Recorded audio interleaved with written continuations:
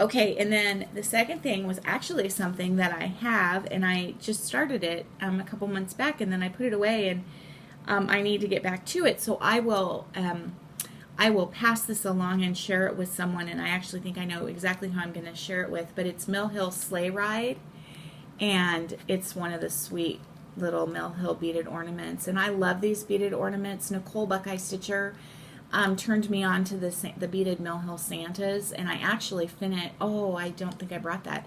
I almost finished my second one when we were up in Sioux Falls for Maddie's university orientation. But meantime, this came, and this will be something that I'll get to pass on to someone else, because I do have that. I don't have anything else in here. She sent the Nebby Needle, who I've never heard of, Amazing Grace. Look at how sweet that is. I am stitching that up as soon as possible, and I know I'm going to make 2 of these, and I know exactly who I'm going to give. I'm going to make one for me and one for the other person. She mentioned that she picked these up, I believe, at StitchCon, and these could not be sweeter. First of all, they came in this adorable little bag. It says, "Have you any wool?" Thread keep. Look at that. Look at that. Oh my gosh. And then I have wanted one of these forever, and I know they either sold these or gave these away at StitchCon, and it's the little 3-inch marker, and I don't even know what to say. A really awesome little pair of scissors with daisies on it. Oh, love, love, love, love, love, love, love. This bag was chock full. Maddie brought the mail, or Ryan brought the mail in, and Maddie said, "Mom, what'd you order?" And I said, "Well, I ordered a knitting book, but that was in another package. You could tell that was a book." I said, "That's the only thing I ordered." And so anyway, this was in it. This is adorable, and I love Barbara Anna Designs. This is Barbara Anna Designs Hoppy Easter, and look at that. Oh my gosh. Oh my goodness, I love that so much. I want to start that right away. But then kind of the coolest thing, a sweet, sweet card, was, and I don't know if she heard me talking about English paper piecings last time or what, but this is chock full of these blank quilting paper pieces. And what it is, so they each look like this, and there's, I don't know how many, like a ton in here.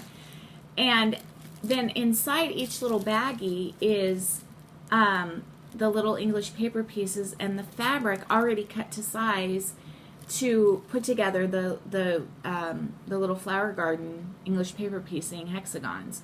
So I feel like I'm going to start this tonight. I always have an English paper piecing project going, and I actually ordered some fabric from Keepsakes Quilting, I think, or Homespun, I can't remember which, for my next project. But anyway,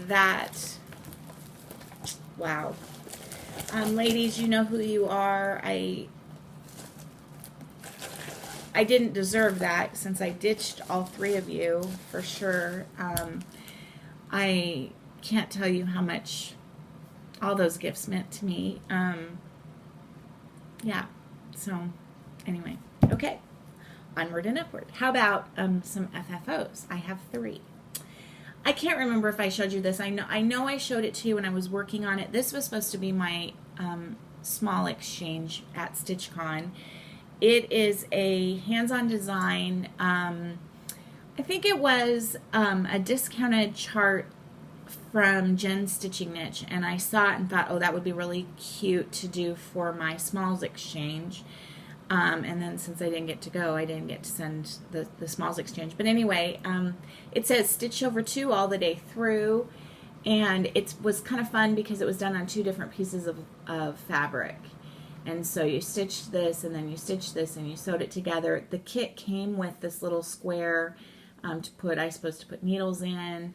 And so I finished it like that with a little bit of pom-poms, a ribbon, and then the back is some of the velvet that I used for the mushrooms that I made a while back, a little piece of fabric, and then of course I put 2018 StitchCon on there, which a lot of good that does me at this point. But anyway, I kind of have an idea for what I want to do for this. But for right now, it's just sitting in my cubby. Then the next thing I did is I pulled out, I had ordered this from, I believe I ordered this, I ordered this from Jen's Stitching Niche, probably right when it was released. And I ordered the pins to go along with it, and it comes with, well, I'm going to show it to you. So it's the Hands-On Designs, Oh Say Can You See. I used the tutorial from Hands-On Design blog to do the drum. It was the first time I've ever done a drum. It's not the best job ever, but I was relatively happy with how it turned out. Lots of mistakes in this. I had to, well, here's the deal. I started this the day that I found out I couldn't go to StitchCon. And I was just in a horrible funk, and I stitched it. I kind of stitched, I worked off and on all day, and then I stitched. So in between working, I stitched, and that's all I did. Like, I didn't even make dinner for my family. We went out to dinner that night.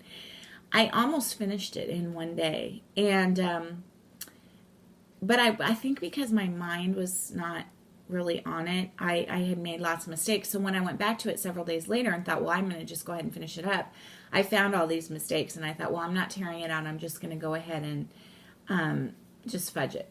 And so I did. I fudged it. And you know what? It turned out just fine. And so there's my drum, and then there's the pins that go with it, which I think make it look so stinking cute. And I think you can see, oh no, well, yeah, you can kind of see. We have a thing here called Junk Stock, which is like a big bazaar, outdoor bazaar. It's just right up the road from us. It typically happens twice a year, in the fall and the spring. This year we had it 3 times because the spring show got kind of snowed out. So they allowed the vendors to come back for a 3rd time to kind of make up for that. And do you see the hanging shelves back here? They're barnwood shelves that are hanging with rope. And this young man makes them. And I bought a set for me, a set for Maddie for her dorm room, and a set for Ryan for his room here. Or maybe he'll end up taking them back to school with him. But they're really neat. They're just so basic, so simple, but really kind of cool. And so I have a whole kind of 4th of July embroidered pieces up there, on there, and then this is on there, and then a little candle, and it turns out to be a really, really cute vignette. So that's that piece. And then the 3rd piece that I finished, I wanted to finish this before the 4th of July, but I actually finished it late. I think I actually finished it either Tuesday morning or Wednesday morning. But it's the Bless Our Home Country Cottage Needleworks, or Little House Needleworks. I don't remember which one it is. But anyway, and then I pretty much used a combination of the called for colors and Priscilla's colors. So I kind of combined. And then I turned the little dog into Baxter and made him black and white instead of brown and tan. And I was very pleased with how the little dog turned out. He does look quite a bit like Baxter. Added some rickrack, some fabric, and then I loved this frame. I've had this frame for a really long time, and I really liked it and kind of knew I wanted to use it for this. So yeah, and this will probably stay up year round. I had another one that a girlfriend stitched for me years ago that said, Bless Our Home. I think she gave it to us as a wedding present. And when my mother-in-law moved into the Alzheimer's unit, we were sort of looking for things to put in her room. And one of my daughters decided that would be a really good thing to put in Grandma's room. And so that's hanging in her room. And I'll get it back eventually, but I needed another Bless Our Home. So, okay, 9 minutes. So we're still doing well. Let's talk about whips. Several things going on here, and I'm not even going to show you everything. So I was watching Jen's Stitching Niche. I did watch a lot of Flosstube during StitchCon. That was kind of how I soothed myself. I watched a lot of Flosstube during StitchCon. But anyway, I was watching Jen, and Jen talked about being, I have a tangle here that I'm trying to untangle. Jen talked about being monogamous. Is that the word? That seems wrong, but I think that's the word. Monogamous, doing monogamous stitching during the month of June. And she got 11 projects done during the month of June. Projects that she had started previously and realized that she had quite a bit done.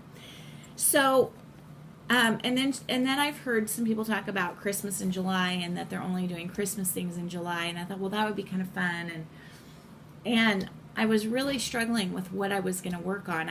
We have 3 weeks before we leave for Europe, and I don't have a lot to do to get ready for that trip. I do need to go buy some new luggage, and I think I do want a couple of new outfits, but I've got shoes, I've got proper walking shoes, and I have, I just don't think I need much that I don't already have, and so I don't have much to do to get ready for that, and so I kind of feel like, okay, I have 3 weeks, no more traveling, for the next 3 weeks, so what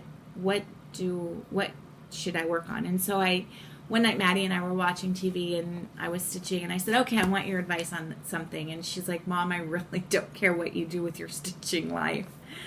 And, but anyway, I said, well, no, just tell me. And so my options were just keep going as I'm going and stitch whatever I feel like. Or do Christmas in July and only do Christmas stitching in July, except for I was thinking that maybe Wednesdays I would do Witchy Wednesdays still. Or do monogamous stitching and see how much I could get done. And so she said do that one. And probably because it was the last one and she didn't really want to think too much about it. So I said, okay. So I have more or less been doing monogamous stitching. And so that's why Say Can You See got that done. And then the next thing that I had pretty far along was Bless Our Home and got that done. And then the next thing that I was pretty close on was Plum Street Samplers, the Milk and Cream Company, and you've all seen this. And when this came out, I think this came out at Market, or I'm not sure if it came out at Market or if that's just the first time I saw it, but I loved this. And my whole kitchen used to be cows. It's not so much anymore. I have a few cows in my kitchen, but my whole kitchen used to be cows, and so I don't know. I loved everything about this. I love the quilty little cow and the babushka and the crazy flowers that are like floating in the air. I love, I love Paulette's patterns. I love Plum Street. She doesn't have a pattern I don't like. I have to I was watching Elena B this morning early and she showed several and I'm like, I just have to contain myself and not, anyway.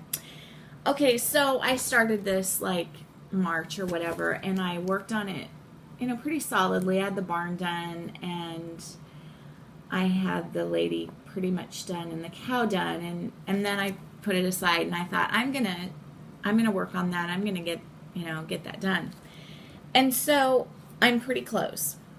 But here's the deal. Before I show this to you, and please keep an open mind, this thing is fraught with problems. I have screwed this chart up or this pattern up so many different ways, it's not even funny. And I don't know what my problem is. I don't know if I just have too much going on. I started this probably several months before. I have no excuse. Her charts are easy to read and they're lovely charts and they're beautiful and I have no excuse. I screwed it up. So I have fudged this in every possible way that you can fudge something and still make it work. And I think it's okay. But when you look at this, if you say, well, that doesn't look anything like this picture or anything like, mine, it's because I have just screwed it up and I have no excuse for that. So at any rate, here is the Milk and Cream Company. The first thing that I screwed up, the very first thing that I screwed up was this little star here on him. That's done incorrectly. Then I had some problems with my coloring, with my floss colors. Okay, I'm almost at 14, so let me end it here and go on to the next one.